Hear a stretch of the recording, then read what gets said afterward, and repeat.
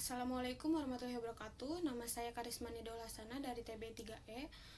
Di sini saya akan menjelaskan materi tentang berbagai permasalahan pokok pendidikan di Indonesia. Yang pertama yaitu realita dan problematika pendidikan di Indonesia. Realitanya di Indonesia banyak sekali eh, lulusan dari lembaga pendidikan formal, baik itu sekolah menengah maupun perguruan tinggi yang masih belum mampu mengembangkan kreativitas dalam hidup mereka.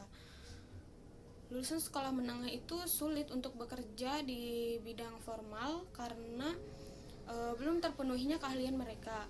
Bahkan yang lulusan sarjana pun sebagian kecil dari mereka yang hanya bekerja di bidang formal karena sebagian dari mereka itu memiliki karakteristik yang hanya memahami teori dan lemah di praktek.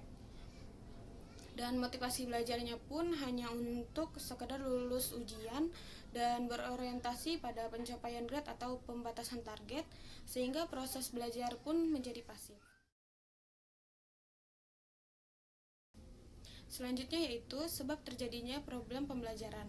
Yang pertama itu karena faktor pendekatan pembelajaran. Selama ini di Indonesia pendidikan dan pembelajaran itu hanya menekankan pada perilaku keseragaman dengan harapan akan menghasilkan keteraturan, ketertiban dan kepastian. Hal ini itu membuat para siswa lebih menghargai kesamaan dan sulit menerima perbedaan karena menurut mereka perilaku yang berbeda dilihat sebagai kesalahan yang harus dihukum. Faktor selanjutnya yaitu faktor perubahan kurikulum. Jatuh bangunnya kualitas pendidikan di Indonesia itu juga disebabkan karena berubahnya kurikulum yang diterapkan dalam pembelajaran. Setiap pergantian kabinet pemerintahan maka berubah pula kurikulum yang diterapkan.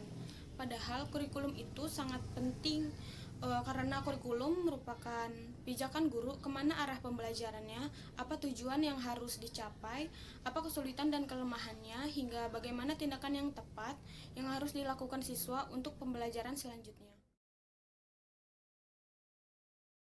Faktor yang ketiga yaitu faktor kompetisi guru. Profesionalisme guru itu sebuah keharusan dalam mewujudkan sekolah berbasis pengetahuan, yaitu pemahaman tentang pembelajaran, tentang kurikulum, dan tentang pembangunan manusia termasuk gaya belajar. Profesional yang dimaksud itu guru harus memiliki kemampuan dalam menguasai materi belajar yang luas dan mendalam, serta mengetahui dan menguasai kemampuan akademik lainnya. Selanjutnya itu pemerataan pendidikan. Di Indonesia terjadi ketidakseimbangan antara jumlah lembaga pendidikan dan dengan peserta didiknya, antara sekolah umum dan sekolah kejuruan. Ada dua faktor yang menjadi pemicu hal tersebut. Yang pertama perkembangan iptek dan yang kedua adalah konsep pendidikan. Selanjutnya yaitu sarana dan prasarana yang kurang mendukung. Di Indonesia banyak sekali sekolah-sekolah yang sarana dan prasarananya itu kurang memadai. Jika seperti itu, maka pendidikan di Indonesia akan sulit untuk mengalami kemajuan. Dan jika sudah terpenuhinya sarana dan prasarana pendidikan di Indonesia, maka akan tercapainya suatu tujuan dari pendidikan dan meningkatkan daya kerja yang efisien dan efektif.